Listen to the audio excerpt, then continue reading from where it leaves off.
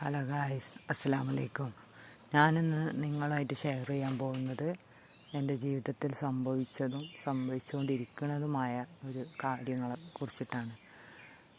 നമ്മളൊക്കെ ഉള്ളിൽ എന്താണ്, എന്നും സുഖത്തോടും സന്തോഷത്തോടും കൂടി ജീവിക്കുക എന്നല്ലേ.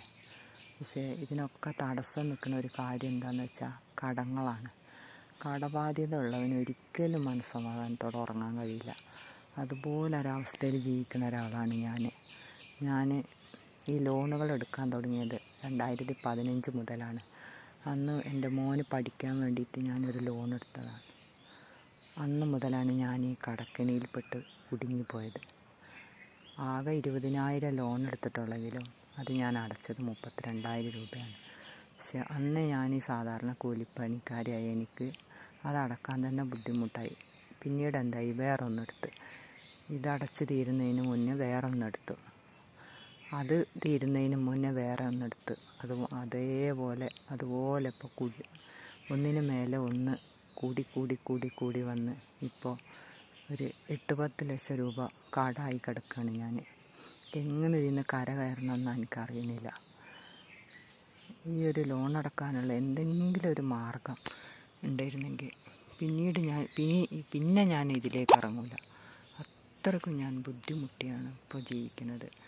ഉറങ്ങിയിട്ട് എത്രയോ കാലമായി. മനസ്സമാധാനത്തോടെ ഭക്ഷണം കഴിക്കാൻ പറ്റില്ല, മക്കളെ കാര്യങ്ങൾ നോക്കാൻ പറ്റില്ല, വീട്ടിലും മനസ്സമാധാനമില്ല. പുറത്തിറങ്ങിയ ആൾക്കാരെ കടം വാങ്ങിയവരുടെ ചീത്ത എല്ലാം കേട്ട് എങ്ങനെ ഇതിന് കരകയറണമെന്നറിയില്ല.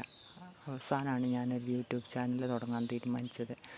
പക്ഷേ അതിന് തക്കതായ കണ്ടൻറ്റ് വേണം. പക്ഷേ അതിനുള്ള കണ്ടൻറ്റ് കണ്ടുപിടിക്കാനൊന്നുള്ള ഒരു സമയമോ സാഹചര്യമോ എനിക്കുണ്ടാകാറില്ല. കാരണം നമ്മൾ അന്നന്ന് കൂലിപ്പണിക്കാരിയാണ്. രാവിലെ കൂലിപ്പണിക്ക് പോയാൽ പിന്നെ നമുക്കിതിനുള്ള സമയമില്ല.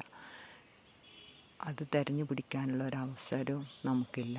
ഉള്ളത് വെച്ചിട്ട് നമ്മൾ ഓരോ വീഡിയോ ചെയ്യുന്നുണ്ട്. എൻ്റെ ഈ വീഡിയോ കാണുന്നവർ ആരെങ്കിലും നല്ല മനസ്സുള്ളവർ എന്നെ ഒന്ന് സഹായിക്കാൻ തന്നിരുന്നെങ്കിൽ എനിക്കൊരു സപ്പോർട്ട് ചെയ്താലും മതി. വേണ്ടാത്ത വഴിക്കൊന്നും നമുക്ക് ഒരു പണം ഉണ്ടാക്കണം എന്നുള്ള ഒരാഗ്രഹമില്ല. പക്ഷേ ഈ കടക്കണിയിൽ നിന്ന് കരകയറ്റി തരാൻ നല്ല മനസ്സുള്ള ആരെങ്കിലും ഉണ്ടായിരുന്നെങ്കിൽ ഞാൻ പിന്നീട്, പടച്ചവനാണ് സത്യം, ഈ ലോണെന്നുള്ള കെണിയിൽ ഞാൻ പെടില്ല. ഇത് സത്യമാണ്. അത്രക്കും ഓരോ പാവപ്പെട്ടവൻ്റെയും ചോര ഊറ്റി ലാസ്റ്റ് അവൻ്റെ ആത്മഹത്യയുടെ വക്ക് വരെ എത്തിക്കുന്ന ഒരു കാര്യമാണ് ഈ ലോണ്.